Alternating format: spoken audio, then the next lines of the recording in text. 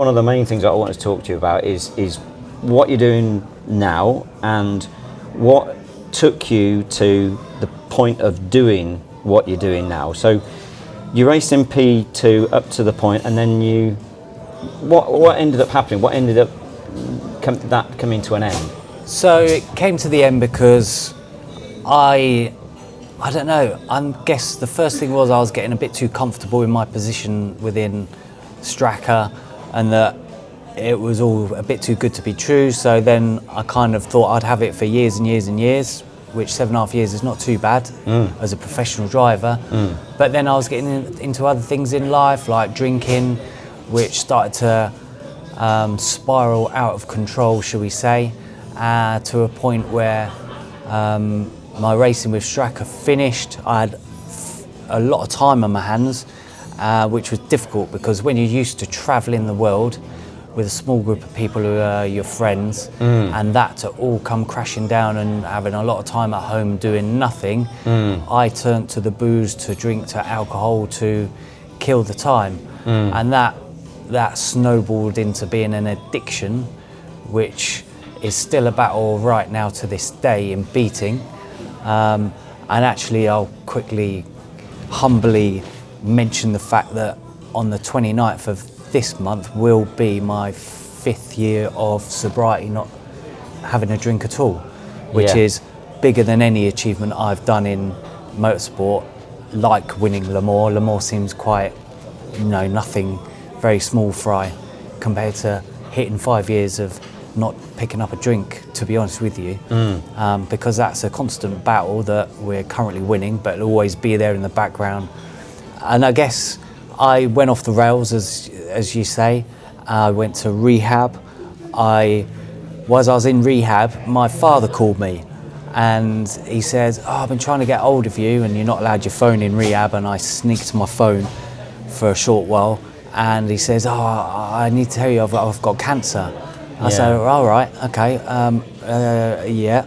And that moment was a huge, big kick up the bum for me, because it was the moment, the light bulb moment where it said, right, Dan, you've really got to start sorting yourself out now, knuckle down and bring some sort of stability, normality and discipline back into your life. So what took you to rehab in the first place? Was it the point, because I remember you saying to me, you said something along the lines of you had to submit, you had to get to the point of submission. When was that? It was rock bottom. You hit rock bottom. And what I mean by that is I'm sitting in my living room on my own, crying my heart out on my knees, begging for help because I can't help myself anymore. And I needed to seek external help to give me some direction in my life. And that's when we found this brilliant, fantastic rehab centre in the Midlands that I absolutely loved and enjoyed every minute of being there. And it was where I learned a lot about how the brain works, how you come to the decisions you make.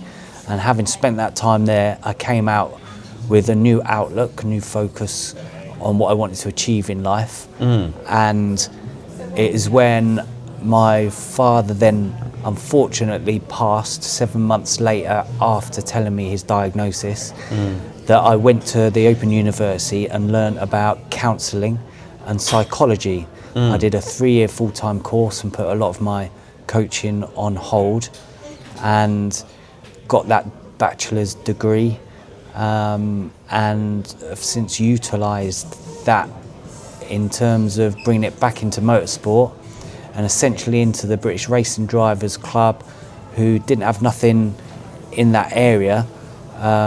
And I've started to coordinate and run that programme, which we started late last year, 2025. Yeah.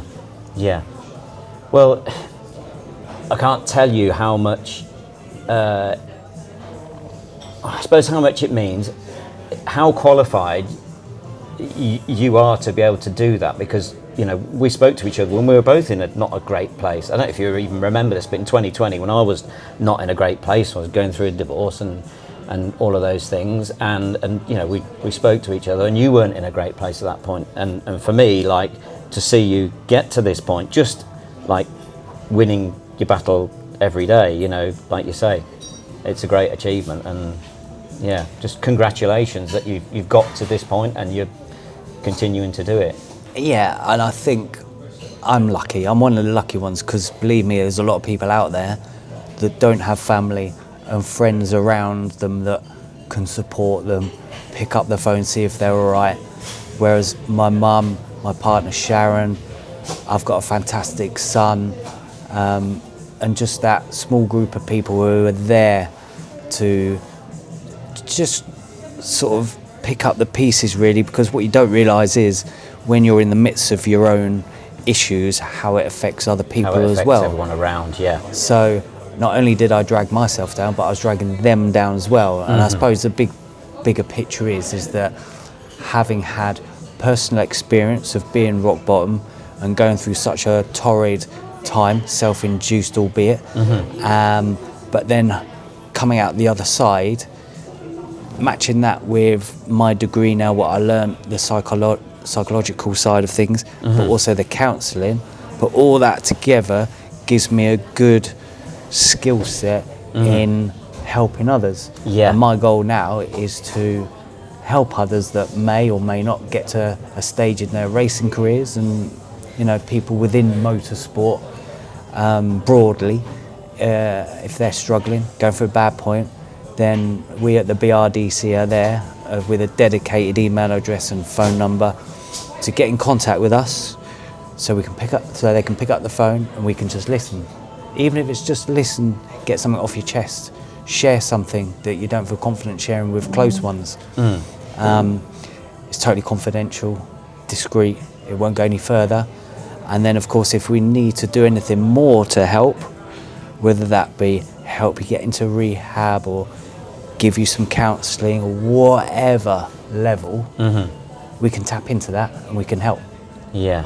It's essentially quite a selfish sport, really, because there's only one person can win a race. And so for you to come in and actually provide that as a thing that, I'm guessing it's a good thing for you, you enjoy doing that, is that one of your motivations, because you're feeling you're putting something back into the sport? Yeah, but it's not about me, it's about helping others, because I think the trouble is, and the problem is, in motorsport, it's kind of a macho, egotistical thing, whereby, you know, guys that have won races at any level, for that matter, it doesn't matter if it's Formula 4 1600 or Formula 1 Grand Prix, right? At some point we go through tough times, we go through struggles, something, you know, we will go through a bad patch, family, finance, whatever it might be. Yeah.